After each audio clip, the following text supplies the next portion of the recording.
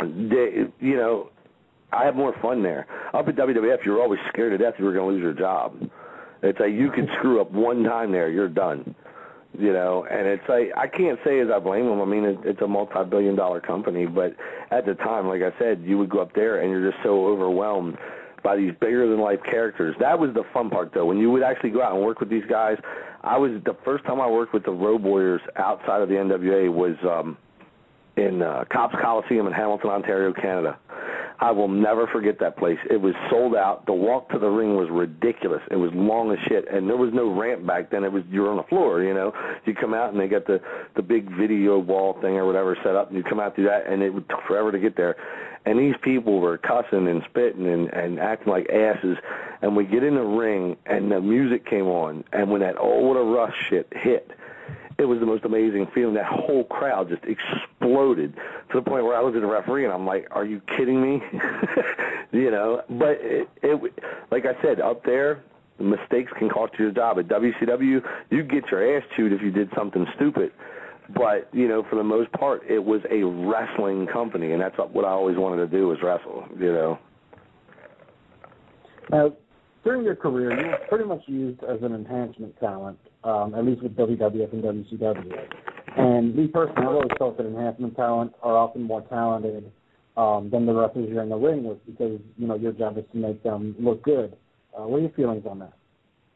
It's true, but it really honestly depends on who you're talking about because I worked with some of the greatest workers in the entire business.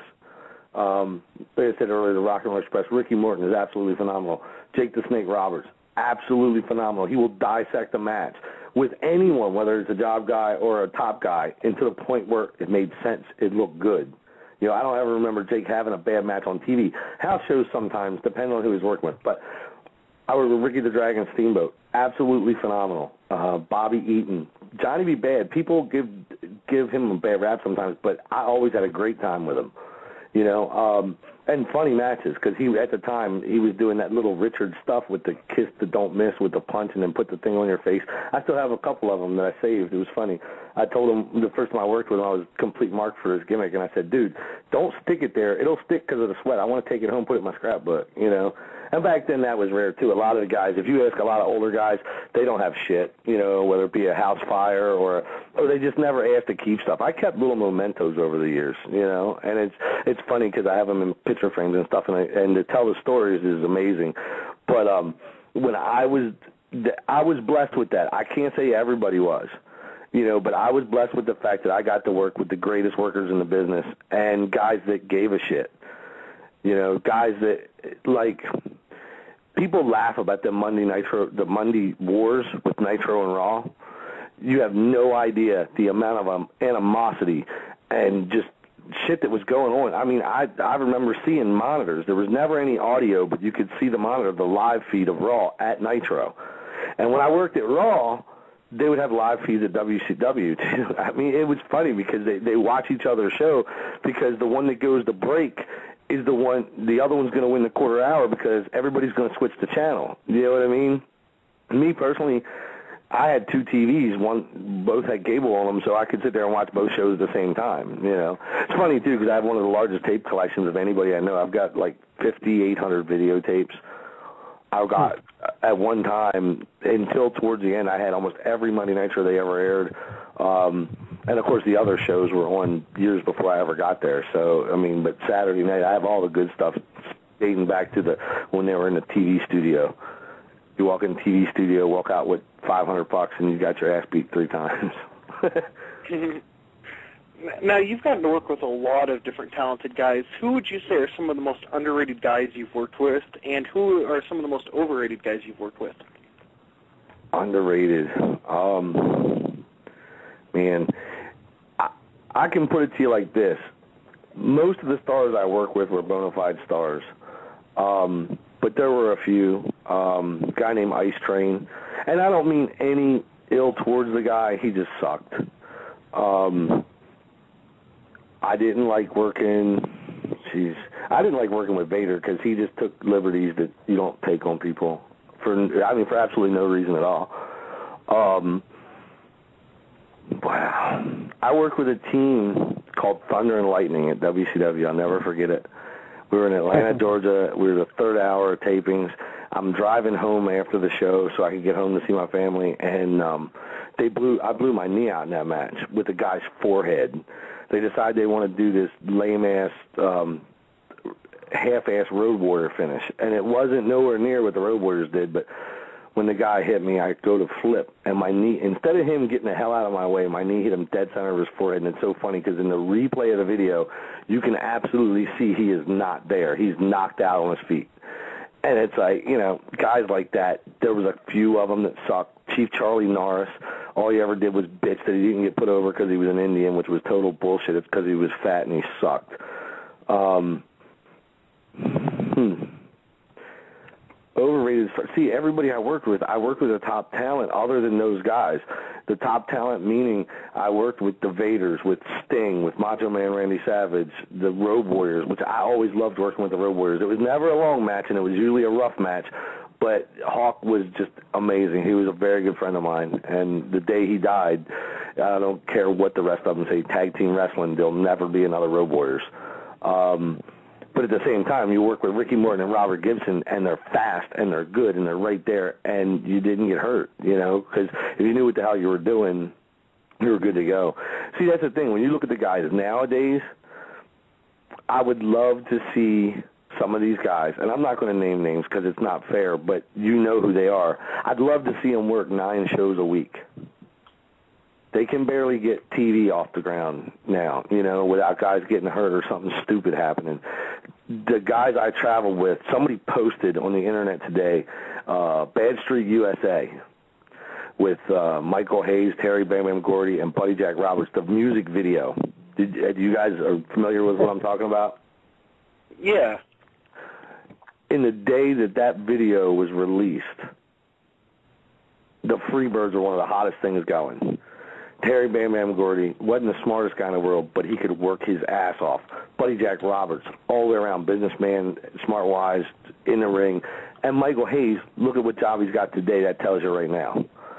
You know, the guys nowadays, you got to push them for 6 months, give them videos, pyro, some broad, and that's another thing, the diva situation. You know what? I like to look at titties just as much as the next guy, but when there's more broads in the dressing room than there is guys, and it's a guys wrestling show, there's something wrong.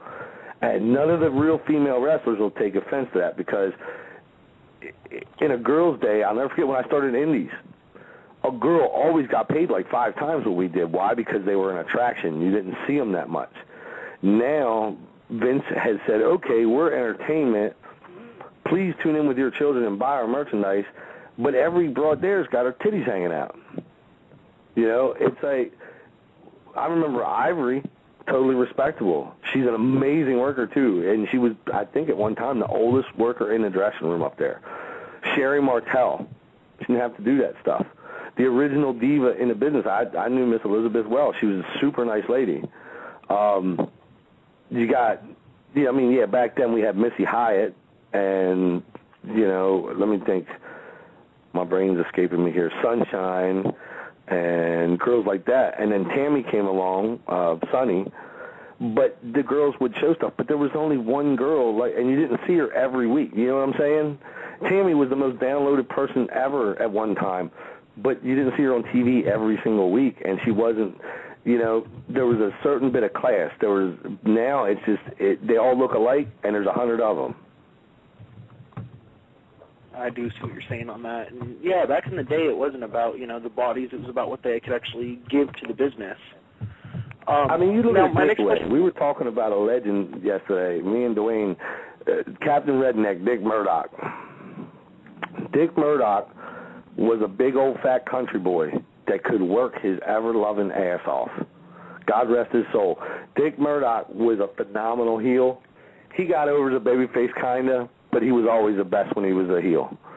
And here this guy is with this giant beer gut and no build of such, but he was a big man. And look at the guys now. I said there's 2 guys, and I'm going to need both your help here because of the names.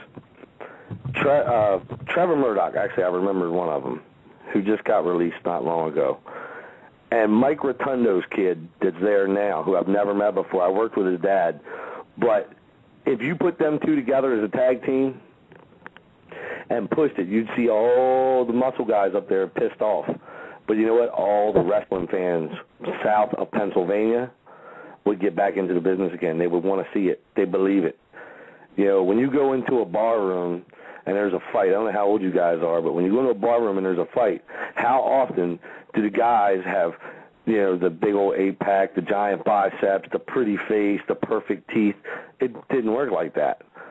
Pro wrestling was based off a thing when I got into it that these guys will beat your ass, you know, period. And actually, if you pissed them off, or if you worked for Bill Watts, if there was a bar fight, you had to whip their ass if you want to keep your job.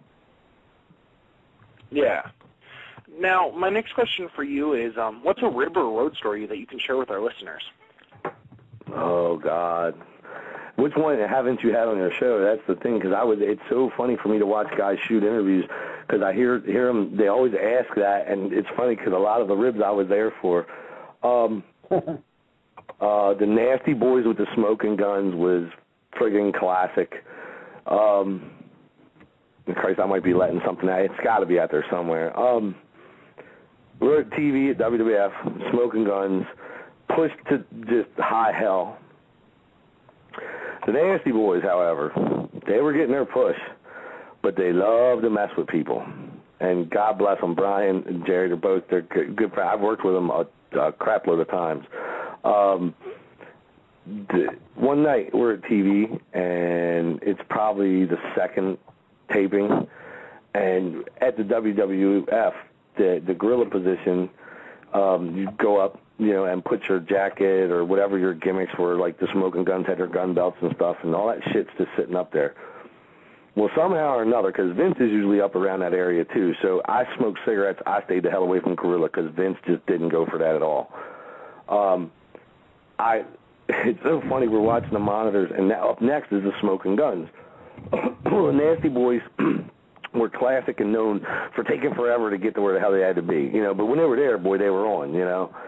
And you hear them screaming for the Nasty Boys, and next thing you know, the music comes on, and the Nasty Boys go, and then the smoking guns, and it's time for them to go out. They go out, they grab their hats, throw them on their heads, go out to the ring. They shoot off their little cat pistols or whatever, and when they go to take their hats off, they're stuck to their heads with super glue. That was so classic. And then we had the Rena Mero, somebody accidentally shit in her bag a few times. And that happened to a couple of people. And constantly, I'll tell you, the one that pissed me off the most, and it happened to me a couple of times, and I know who did it, and I'll never get a chance to get the bastards back. Handcuffing or padlocking your bags to shit. And it always happened when you were, like, working last, you want to get back to the hotel, and there's a party, or somebody wants to go out, whatever, and you come in the dressing room, and your shit is handcuffed to me personally, the last time it happened was Augusta, Georgia. My bag was handcuffed to a water pipe in the ceiling. And the reason you put it on the water pipe is you can't jerk on that pipe, because if you break the sumbitch, you're going to flood the dressing room. And it took probably an hour and a half for the maintenance guy to find a hacksaw to get my shit down. But, dude, the best ribbers in the business were Owen Hart, Mr. Fuji, Jesus Christ, the stuff that I saw, Davey Boy Smith, the British Bulldog. I mean, and you know what? The thing of it is, some of the guys pulled mean, cruel ribs, like when they shit in Mark Henry's meatball sub in Germany. But he pissed a lot of people off, and that's just what happened. But he's got the final laugh because he's still on TV. You know what I mean? All these years later, his dumb ass, he's still there. I don't know how, but he's still there. And then you have people that pull cruel shit that mess up your stuff, or, you know, like Sable. I mean, I never didn't not get along with her. She always treated me with respect and stuff and didn't bother me, but I saw her attitude and stuff. And those guys did some freaky shit to her. I mean, like I said, they shit in her bag. Her outfits cost a fortune, you know. But the Mark Henry meatball sub thing is probably one that will go down in history. That and Harley Race shocking people as they walk out of out of the shower with a stun gun. He'd get you on your ass. That's great. The stun gun's always the good one. I still do that one, actually. I'll bust it out in a locker room, and, like, you'll have a bunch of people stand next to you, and all of a sudden you turn it on, and you press the button, and they scatter to the other side of the room. Well, dude, just do it this way. Wait till somebody gets out of the shower. That's when he got me. I got out of the shower. I just had a really good match with Ricky Steamboat. I'll never forget. There's another Columbus. We used to go to Columbus, Georgia all the time. The old Civic Center, for anybody out there listening, for somebody in Columbus, not this new building, the old building. In fact, I wrestled the last match in that building against Beautiful Bobby back when he was getting his last big push or whatever. But anyway, I come out of that shower, and I was happy as shit. I had a great match. The boss said he wanted to see me, and that usually meant you were going to get a raise type idea, you know, because he wanted to meet with you after the show. And I come out, and I'm all smiling, and that son of a bitch got me from behind. I love Harley Race to death. He's an awesome guy. Runs amazing independent shows, too. But he hit me on the ass with that son of a bitch, and I thought I was going to die. It was amazing. But that's just the thing, man. You got to do something, because you know what? When you're on the road like we were now, like I said, these guys now, they do road shows, but nowhere near as many. And the shit's broke down into two companies, not into, like we were A, B, and C. Okay, the A show, if you got on the A show and Hogan was there, you're making great money from the opening match to the main event. Of course, he was making a ton of cash. The B show might be, for instance, Kevin Nash against, I don't know. Let's just call names like Val Venus is the main event. Then you get down to the C show, and I had the tour I was telling you about. It was Jeff Jarrett against Scott Hall as Razor Ramon was our main event. And the thing is, dude, they made money. See, the difference in the business, in my personal opinion, and it's only my opinion, is we got paid to put asses every so many inches. These guys now get paid to walk in the door. And it's like I said, it's an entertainment company. Well, that's fine. You do whatever you got to do. Vince McMahon's he's a brilliant man. He's a billionaire. How much better does it get, right? But like I said, go on the road for 19 days straight and not go home. These guys don't know what that's like. The John Cena's might, because he's got so many personal appearances. He does more personal appearances than he does wrestling. Yeah, exactly. But there's a difference of when you're getting your ass beat twice on Saturday, twice on Sunday. Go to TV on Monday. You might wrestle 3 or 4 times on Monday. Go to TV on Tuesday, do the same shit, then go back on the road, go Wednesday, Thursday, and Friday.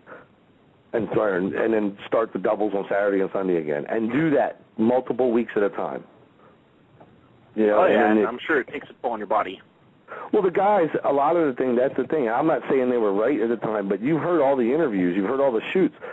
You take cocaine to wake up. You take a sleeping pill to go to sleep. It was funny. I'm fine now. I mean, I work for the Department of Correction, and I do my weekend indies and stuff, and I do that just not because I have to anymore. I do it because I love the business, and I love to help the new kids, you know, teach them how to work, because they're not learning how to work in these damn schools. You know, there's another school here in Baltimore, or not Baltimore, I'm sorry, in a place called Hagerstown, Maryland, the House of Pain. And I don't know if you've seen it on the internet. They've got their website's got an amazing, like, ridiculous amount of hits to their website. They've got awards for it and stuff. John Rambo, Dick Karakoff, my hat's off to them, because they're the longest running indie that I've ever seen. And it's like John runs still to this day every single Tuesday at his gym is a show for free for the fans. And then he runs road shows, which are in like West Virginia and Pennsylvania, Maryland, whatever, on Saturday. But then if he's not running one of those shows, one of the big ones, he runs another show at his gym. You know, so his kids, that's like the last territory. They work every single week. You know, and the guys aren't the greatest wrestlers in the world, but there's a lot of guys there that show a lot of possible stuff. You know, it could be there. They just need to be at the right place at the right time, you know.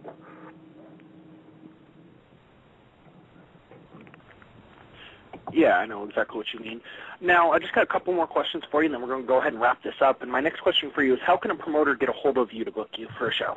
I got my Facebook page under Bobby Starr, 2 R's. My regular email is, how about I give it to you, and if they get in touch, the promoters get in touch with you guys, you can just give it to them. I don't want to give it out normal because then I'll have 8 million emails again. But my Facebook page, I mean, I do a lot of work with concerts with Bret Michaels from Poison, Motley Crue, We did Sugarland this year and Kenny Chesney, and there's so many different bands that shoot pictures for them. You know, that's like a passion. I'm like Jim Cornette, you know. The only difference is I do it because I love to do it. And like him, he used to take pictures of the boys back in the day, like way early in his career. And it's like he's still got the pictures, and so do I. But, yeah, I do a lot of work with that stuff, and in my wrestling and in my daytime thing. Like I said, I decided to be like the big boss man, but instead of staying in the jail, I just visit, deliver, and head on to the next one, you know. But my Facebook page is the easiest way to get me, and it also has a updated list of where my shows are and stuff like that. Other than that, like I said, if they contact you, I'm willing to go anywhere, man. It just takes a little bit longer to make sure I can get time off because I'm a union guy now. But I was one of the things, I tell you, as many guys I knew, and girls, Sherry Martell's the first one that comes to mind because she was like my best buddy. That passed away, that my goal in life now, you know, of course, when you're a young kid and you get into wrestling, I want to be the next Hulk Hogan. My goal in life now is to stay off that list and just live a happy life. People don't realize that the guys that you see in the ring, even today's guys, still learn because their shelf life now is like 5 years and under. The biggest problem in the business is there's no true superstars anymore. Because on any given night in Virginia, we talked earlier about GXW. Shout out to them guys. They've treated me really well down there in just outside of Richmond, Virginia. These guys, look at the Barbarian this past weekend. Barbarian's been in the business since like 1983 or 4. And when he walks out, they still pop huge, and it's a big deal. But these guys now, there's been guys in the last 5 years in the WWE that have held the tag belts. I don't even know who the hell they are. I couldn't tell you their name. I remember kind of what their gimmick was, but I couldn't tell you their name. My day, that didn't happen. Everybody was a superstar. They all became major superstars. And even some of the enhancement guys, Barry Horowitz, Steve Lombardi, Dusty Wolf, if you remember Dusty, he's still out there. Those guys got pushed because they were on the road all the time, and they became major stars. You know, I think that through guys like you running these radio shows through the internet, which is like worldwide, it goes everywhere, people can understand what we did to set the groundwork for what these guys are doing now. But the difference is it doesn't get back to pro wrestling, and the only alternative to WWE is TNA. And they're trying their ass off, but the problem is there's so many chiefs and the Indians, it's a mess. I see this stuff they're doing. I mean, they got a lot of good stuff cooking. They really do, and they've got an amazing amount of athletes down there. It's just make it happen. I just wish Ted Turner would come back, Uncle Ted and his money. And it's like, because Ted Turner loved wrestling with a passion.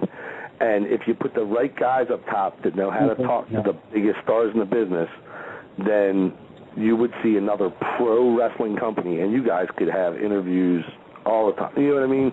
It's like, because the guys would be so, it wouldn't be a thing. Like, I'm not pissed off at what I did in the business. I had a great time. I made a lot of money, and I'm still making good money. You know, I'm one of the few.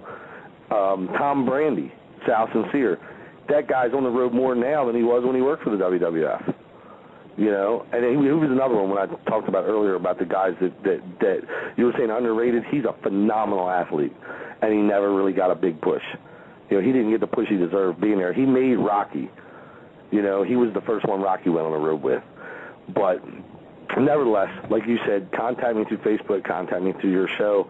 Hopefully I'll be invited back on soon, and we'll give you an update, because we got, actually, this Saturday should be interesting. I am being inducted into the Maryland Pro Wrestling Hall of Fame in a place called Dundalk, Maryland, so that should be pretty cool, doing a six-man Legends match with a bunch of the guys that 22 years ago when I got in the business were here, and the fans actually come out in droves to see it. It should be a lot of fun.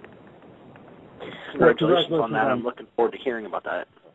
It's pretty cool. Last year they inducted Nikolai Volkov and some local guys. This time we're inducting a guy that was his team called the Cream Team. Rip Sawyer's still with us, and Diamond Dave Casanova passed away quite a few years ago. He's a very good friend of mine, and we're inducting them too with me. And trying to think, Steve Carino, I think is a name that you guys would know, will be here with us. And it's a fun show. It's like stepping back in time 15 years. Nobody's bitching about pushes. Nobody's bitching about this, that. We just go out there and have a good time, and the fans know it, because last year we sold that bitch out.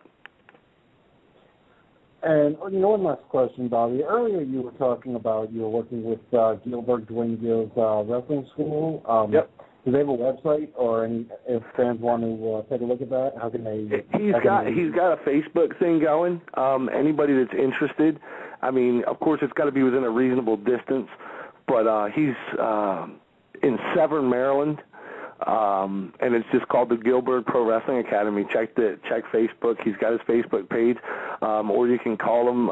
It's 410-969-8077.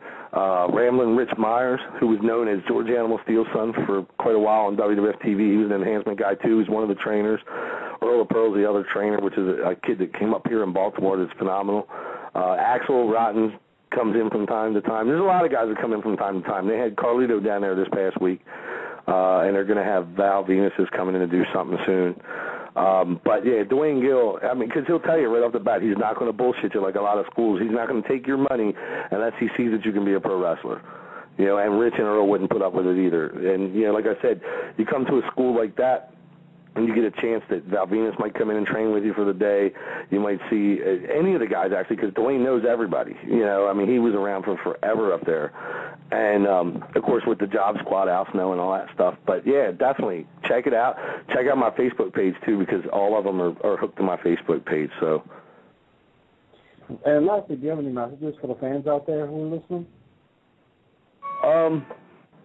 Honestly, I'm going to tell them on your show the same thing I'm going to tell them Saturday. You may have booed me, you might have cheered me, you may have looked at me, oh, he's just a job guy, or oh, wow, I like his tights, whatever the deal was. But the bottom line is I spent 22 years of my life just trying to entertain and make people have a good time. I mean, whether you believed or you didn't believe, I guess if you didn't believe, then you're an idiot. But for most cases, every night that I worked, I gave them everything I had. And some nights it wasn't 100%, some nights it was. But just thank you. Thank you to everybody. Thank the real wrestling fans. And that's a rarity anymore. And thank you for all the years of entertainment, Bobby. And I'd like to thank you for coming on the show this evening.